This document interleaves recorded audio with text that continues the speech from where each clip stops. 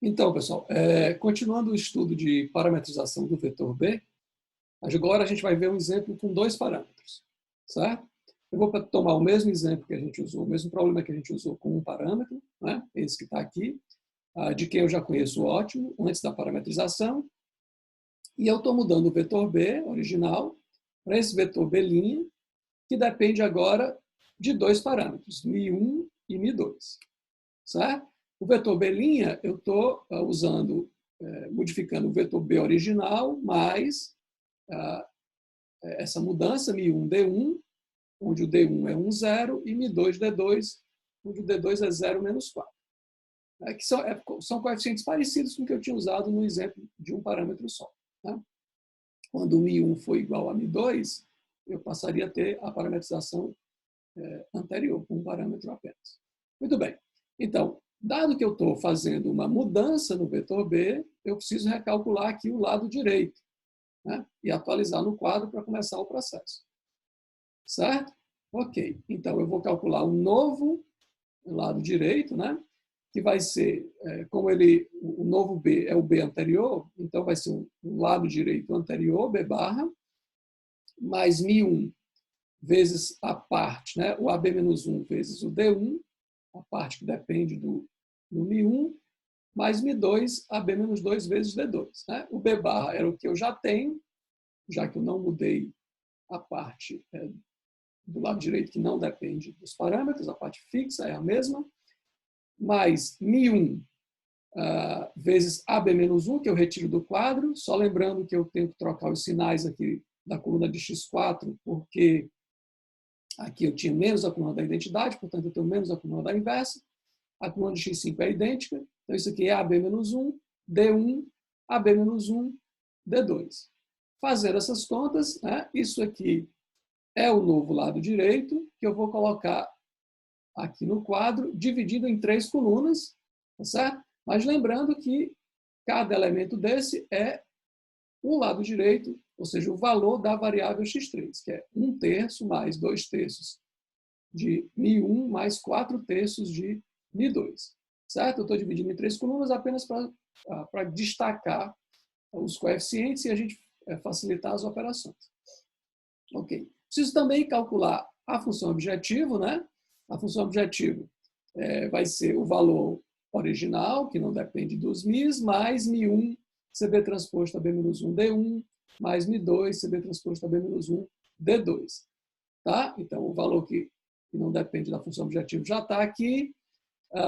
O CB transposto, né? Eu tenho que pegar o coeficiente de x3 e x2, o coeficiente de x3 é 4, de x2 é 1. Então, tá. Aqui é o CB transposto, aqui é o CB transposto. E o AB-1 D1 é isso que eu calculei aqui, né? 2/3 e 1/3, e 4/3 e menos 4/3. Ok. Fazendo essas continhas, eu fico com o valor da função zmi, né? E eu vou colocar lá no quadro agora, zmi é menos 2, menos 3μ1, menos 4μ2. Ok.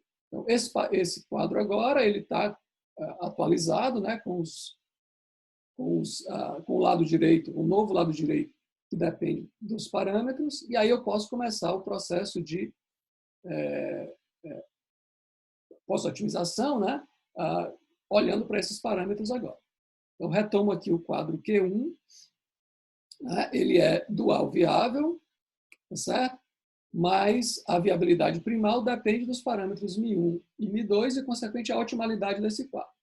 Ele vai ser ótimo, então, quando cada um desses dois elementos for maior ou igual a zero, ou seja, 1/3 mais 2/3 de μ1 mais 4/3 de μ2 maior ou igual a zero, e 2/3 mais 1/3 de μ1 menos 4/3 de μ2 maior ou igual a zero.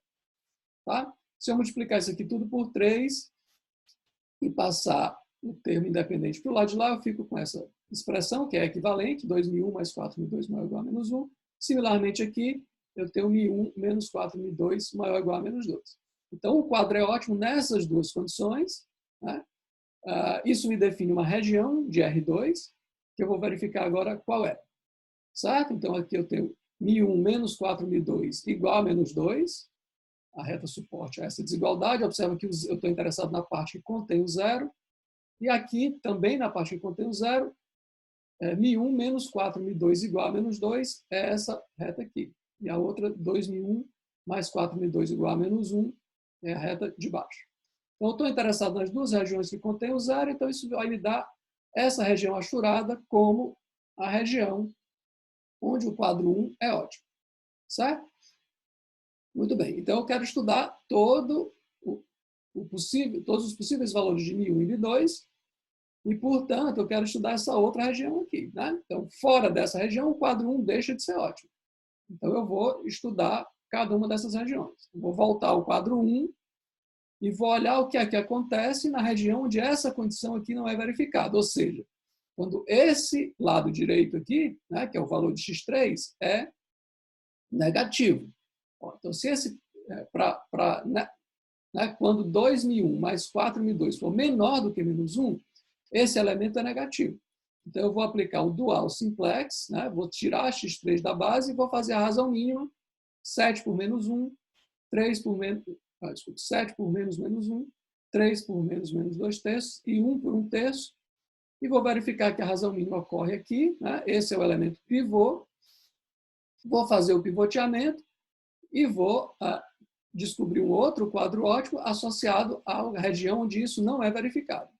Tá? Então, aqui eu tenho um novo quadro, uma nova base, que está associada à região onde aquela condição não é verificada, mas ele também vai ser ótimo numa certa sub-região daquela região, porque depende de Mi1 e Mi2, a otimalidade desse quadro. Quando é que ele é ótimo? Vou verificar da mesma maneira. Menos 1, menos 2, Mi1, menos 4, Mi2, maior ou igual a 0. 1 mais Mi1 mais 0, Mi2, maior ou igual a 0. Ou, equivalentemente, essas duas condições, 2Mi1 mais 4Mi2 menor ou igual a menos 1 e Mi1 maior ou igual a menos 1. Então, eu vou voltar lá na figura que eu já tinha e olhar que região é essa. Né? É uma sub-região daquela que eu não tinha analisado ainda. Então, 2Mi1 mais 4Mi2 menor ou igual a menos 1 é a região que não contém o zero e essa daqui aqui contém o zero. Certo? Então, 2Mi1 mais 4Mi2 menor ou igual a menos 1 é para cá, né? E Mi1 igual a menos 1, que é a reta suporte da outra condição. É isso aqui, a parte que contém o zero, portanto, é para cá. Isso significa que nessa região aqui, o quadro Q2 é ótimo. Certo? Ainda tem toda essa região para analisar. Eu tanto posso voltar ao quadro Q1 e analisar quando essa condição aqui não é verificada, quanto seguir a partir do quadro Q2 e olhar quando essa condição não é verificada. Eu vou tomar a segunda opção, vou olhar para o quadro Q2 e vou olhar para essa condição quando ela fura. O que é que acontece? Então, voltando aqui o quadro Q2, quando essa condição Mi1 maior ou igual a menos 1 não é verificada, esse custo reduzido, desculpa, esse lado direito é negativo, então esse valor aqui é negativo, eu vou aplicar o dual simplex, saindo com x2 da base, fazendo a razão mínima, que acontece aqui no menos 1, portanto, é o elemento pivô. Fazendo o pivoteamento, eu vou para um outro quadro, né, que vai ser considerado na região onde essa condição não é satisfeita. Muito bem. Esse novo quadro ótimo eu vou chamar de Q3, né? É quando eu fiz o pivô em torno desse elemento. De novo, ele vai ser ótimo sob certas condições. Tá? Vamos ver que condições são essas. 1 mais 0, Mi1 menos 4, Mi2 maior ou igual a 0. E menos 1 menos Mi1 maior ou igual a 0, o que me dá essas duas condições simples aqui. Mi2 menor ou igual a 1 quarto e Mi1 menor ou igual a menos 1. Voltando aqui para o gráfico, né? Mi1 menor ou igual a menos 1 é essa região aqui, e Mi2 menor ou igual a 1 quarto é essa região aqui, o que me diz que nessa área achurada aqui, o quadro 3 é ótimo. Ok? Bom, de novo, eu tenho duas opções para continuar o processo, ou eu olho a condição a partir do quadro 3, né? Essa daqui, que não é verificada, ou eu volto ao quadro 1. E vejo quando essa condição aqui não é verificada. Vou continuar a partir do quadro 3, tá? E aí eu estou interessado em olhar essa condição aqui quando ela não é verificada, ou seja, quando 1 menos 4Mi2 é negativo, esse elemento aqui é negativo, Eu vou, então, sair com x5 da base, vou calcular a razão mínima, que vai acontecer aqui. Esse elemento é o pivô. E, portanto, o x1 entra na base, tá certo? Fazendo com que eu obtenha esse novo quadro, que eu estou chamando de quadro 4. Certo? De novo, né, o processo já está se repetindo em algumas iterações. Esse quadro vai ser ótimo, sob certas condições, que seriam menos 1 mais 4m2 maior ou igual a 0 e 1 menos mi1 menos 8mi2 maior ou igual a 0. Equivalentemente, a gente tem aqui, né, mi2 maior ou igual a 1/4, e nessa aqui, mi1 mais 8 mi2 menor ou igual a 1. Né?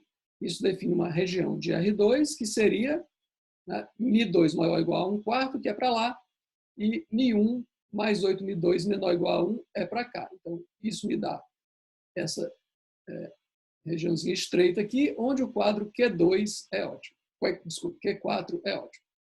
Bom, vou seguir o processo e, a partir do quadro 4, verificando quando a condição não é verificada. Né?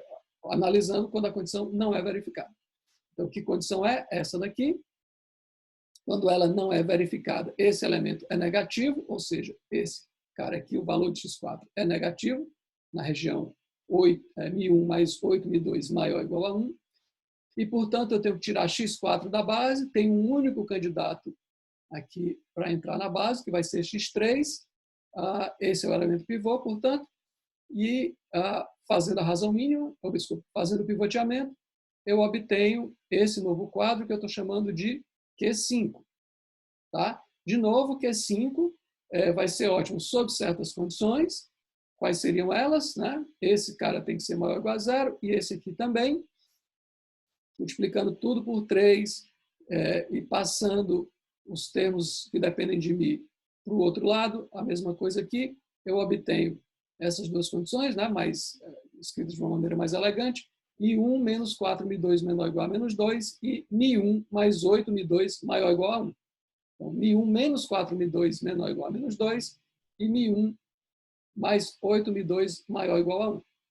Então, mi1 menos 4mi2 menor ou igual a menos 2 é para cá e mi1 mais 8mi2 maior ou igual a 1 é para cá. Isso significa dizer que o restante da região que eu ainda não tinha analisado, corresponde à região de otimalidade do quadro 5, certo? E aí, com isso, eu fecho a análise de todos os possíveis valores para mi1 e mi2, ou seja, aqui dividi o R2 em vários setores, cada um deles correspondendo a um quadro ótimo.